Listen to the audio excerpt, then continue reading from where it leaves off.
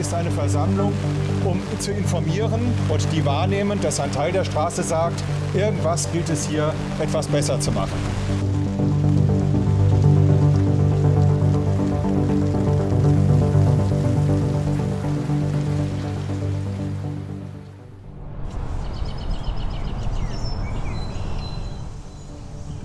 Wir mit der Straßensituation in der Form nicht zufrieden sind. Dort gibt es eine Reihe von Problemen, insbesondere für die Schwächeren der Verkehrsteilnehmer. Das sind die Fußgänger in jeder Form, Kinder, die normalen Fußgänger, eine erwachsene Person mit dem Kind an der Hand oder auch ein Behinderter, ältere Leute mit Gehbock. Und gleichberechtigte Nutzung für alle Verkehrsteilnehmer heißt, jeder nimmt auf jeden anderen Rücksicht.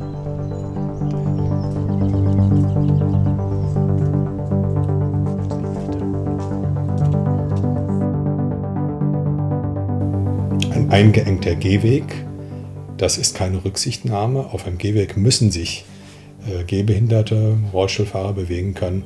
So etwas muss dann gelöst werden. So, das war der Anfang unserer Initiative. Wir sind dann etwa mit 10, 12, 14 Leuten, also ein Rundschreiben hier in den Kreis gemacht. Wir laden ein, möchten mit euch mal über dieses Thema reden. Dann haben wir mal so gesprochen, was ist denn die Gemeinsamkeit, weshalb wir heute Abend zusammensitzen.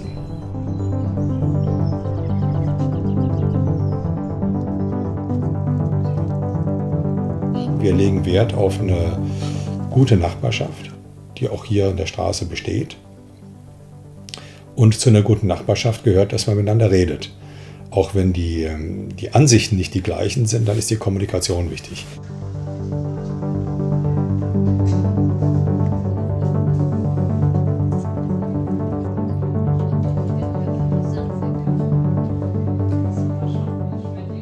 Gibt es irgendwie einen Bedarf, wenn es hier zum Beispiel brennt? Dieser Straßenraum ist ein Ort der Begegnung und soll noch mehr ein Ort der Begegnung sein. Es ist alles sehr eng. Es stehen viele Autos da. Und das ist schon so ein bisschen schade, weil die Kinder spielen halt viel auf der Straße. Es gibt zwar auch einen Park, wo man hin könnte und einen Spielplatz. Aber wie das so ist es natürlich viel schöner, wenn es vor der Haustür ist. Und wenn die einfach mal eben raus können und man nicht ständig gucken muss. Und was wollen Sie verändern dann? Weniger Autos in der Straße. Das wäre optimal. Haben Sie selbst ein Auto? Ja, wir haben selbst ein Auto. Wir würden es auch behalten, solange das noch fährt. Also wir würden es jetzt deswegen nicht extra abschaffen tatsächlich. Aber wir überlegen uns schon, wenn das mal einen Geist aufgibt, und das wird nicht mehr allzu lange dauern, was wir dann als Alternativen haben. Und was sind die Alternativen für Sie? Ein Leihauto, also ein Cambio, das ist ja hier dieses Carsharing-Projekt in Bremen und das würden wir dann sehr wahrscheinlich.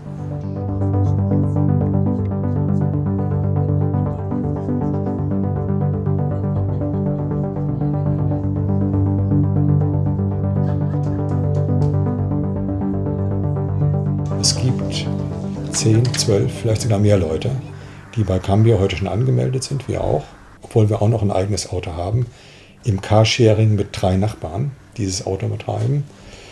Thema Cambio wird angesprochen, es kam auch vereinzelt die Frage, ja, was kostet denn Cambio?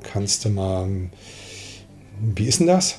Und dann haben wir eine Information gemacht, haben mal typische Nutzungsfälle aufgeschrieben, ausgerechnet, das verteilt und gesagt, schau an, bei deiner Nutzung ist Cambio möglicherweise gar ökonomisch sinnvoller als ein eigenes Auto.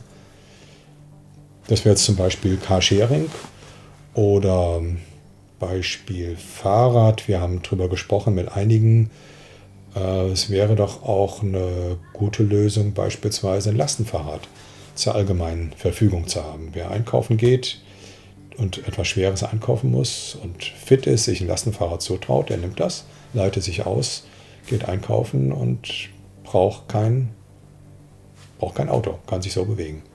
Findest du auch was blöd hier? Ja, dass die Autos immer so weit auf dem Bürgersteig parken, da kommt man nicht so gut vorbei. Aber die Autos parken auf dem Bürgersteig. Manchmal. Also zu weit, dass man da nicht durchkommt. Weil das dann zu voll ist, kommt man auch nicht durch die Parklücken durch. um nach draußen zu kommen auf die Straße, wo viel Platz ist. Da kann man immer durch. Ist nur wollen. Das ist von dir? Was dann als Problem gesehen wird oder als großes Fragezeichen ist, ja, bei Bewohnerparken stehen aber dann weniger Parkplätze zur Verfügung und somit sind wir wieder zurück zum ersten Argument, wohin mit den Autos?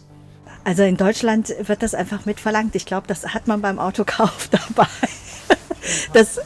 Ich glaube, das ist einfach so eine Bequemlichkeit, die hier schon immer war. Wenn man ein Auto, klar, natürlich haben wir einen Parkplatz. Also ich glaube, das ist einfach so verankert im Kopf, dass es einfach ganz klar ist, ich habe ein Auto und ich habe ja schließlich einen Bürgersteig oder ich habe einen Platz vorm Haus und da stelle ich das Auto hin.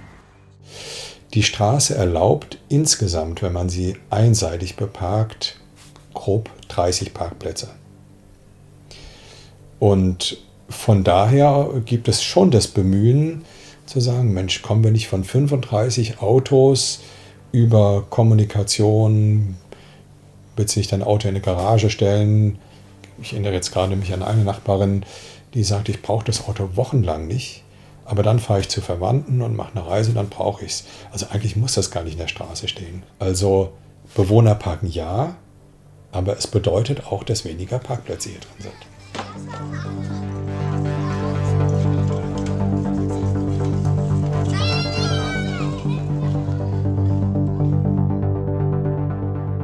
Die heutige Situation, den Kindern nicht das Recht gibt, auf der Straße zu spielen. Wenn wir sagen gleichberechtigte Nutzung, dann findet es auch eine relativ breite Zustimmung. Ja, natürlich, gleichberechtigt. Nur das hat Konsequenzen.